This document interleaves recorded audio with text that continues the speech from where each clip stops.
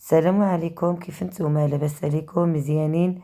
كنتمنى تكونوا بألف خير وصحة جيدة. مرحبا بكم معايا في فيديو جديد ونهار جديد.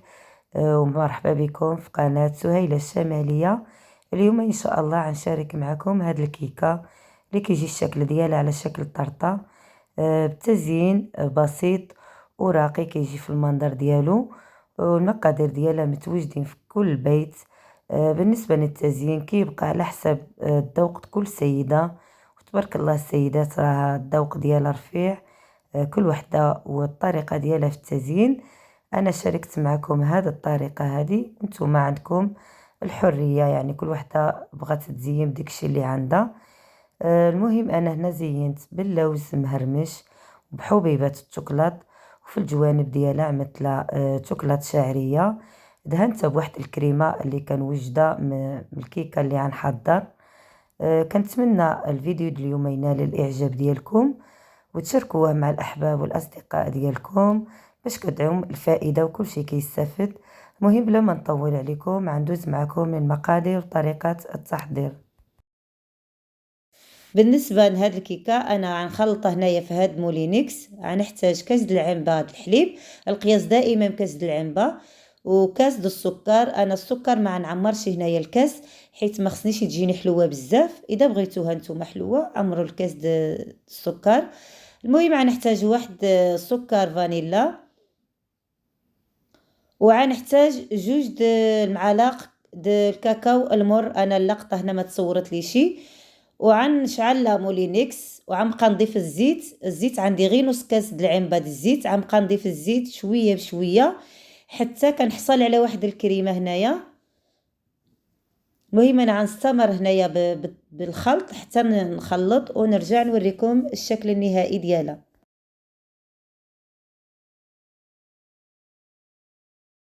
صافي، هذا هو القوام اللي خصني نحصل عليه، يعني تجيني كريمه خطره شويه ما تكونش خفيفه.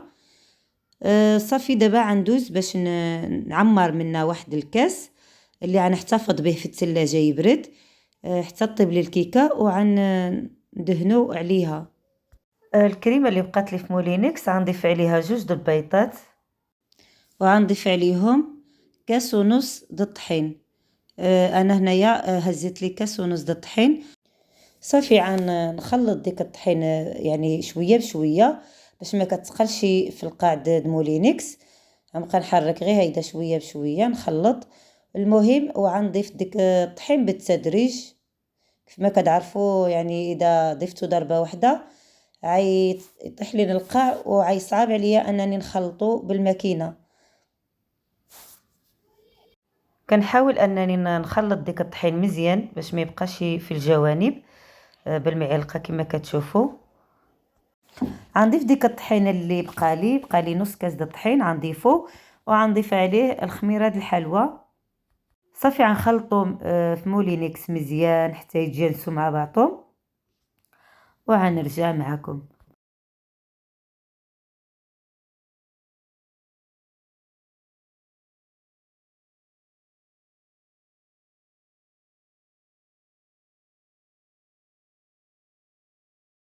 دابا غنخوي الكيكه في هذا المول. انا عندي هذا المول كيتفتح باش كيجي ساهل صراحه. ملي كتجيو تزولوه كيجي ساهل، ما كتلصق ما والو.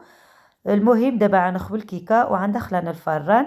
غنشعلها غير من تحت على درجه حراره 200 درجه. غنخليها طيب، يعني ملي نحس بها انها تنفخت وضاعف الحجم ديالها غندخل واحد السكين اولا العود باليو باش نشوفها واش طابت ولا باقا.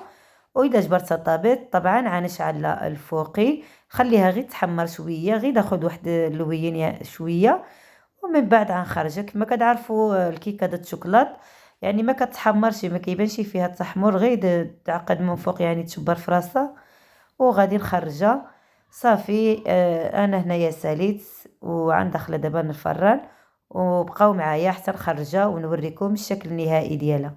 الكيكه ها هي طابت كما كتشوفوا. دابا غندوز باش نشكها هيدا بالمشكه اولا بالفرشيطه. غنشكها مزيان باش ديك الكريمه اللي غنسقيها بها تدخل لي حتى في يعني حتى في الوسط الكيكه. صافي دابا نفتح المول باش نخلي غير السفلاني ديالو والفوقي نحيدو. بالنسبه لكم اذا ما كنتوش كتوفروا على هذا المول بحال هذا، يمكن لكم تستعملوا اي مول عندكم في الدار وجربوا هاد الكيكه وردوا عليا الخبر كيفاش جاتكم. دابا غندوز ندهن الكيكه بهاد الكريمه اللي كانت عندي في الثلاجه. المهم دابا عندي هنا كما كتشوفوا دهنه مزيان.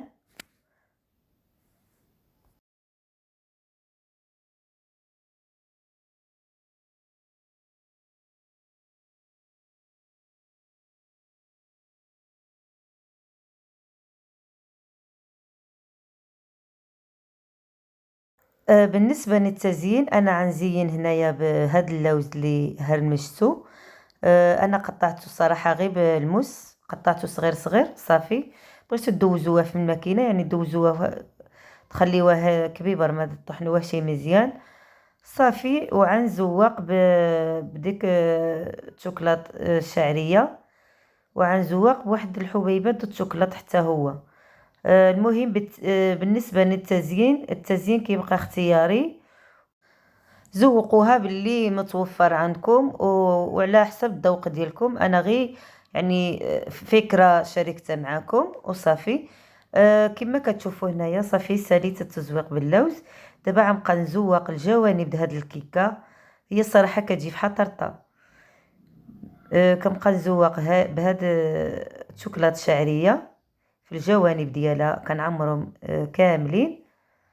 هاد الكيكه كتجي رائعه بمعنى الكلمه، وانا مأكده اذا جربتوها ما عاد بقاوش تستغنوا عليها نهائيا، وعاد رجع عندكم معتمده في جميع الافراح والمناسبات.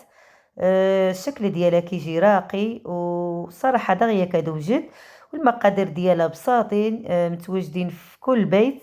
المهم اذا عجبكم الفيديو شاركوه مع الاحباب والاصدقاء ديالكم باش كدعم الفائده وكل شيء كيستفد. وهذا هو الشكل النهائي للكيكه اللي وجدت معكم اليوم. كيجي الشكل ديالها راقي وكتجي رائعه بمعنى الكلمه، كتذوب في الدقوم. كنتمنى انكم تجربوها وتخليوا لي الراي ديالكم في التعاليق. طبعا اذا عجبكم الفيديو ما تنساوش تخليوا لايك، تعليق من التعاليق ديالكم الرائعه والمحفزه.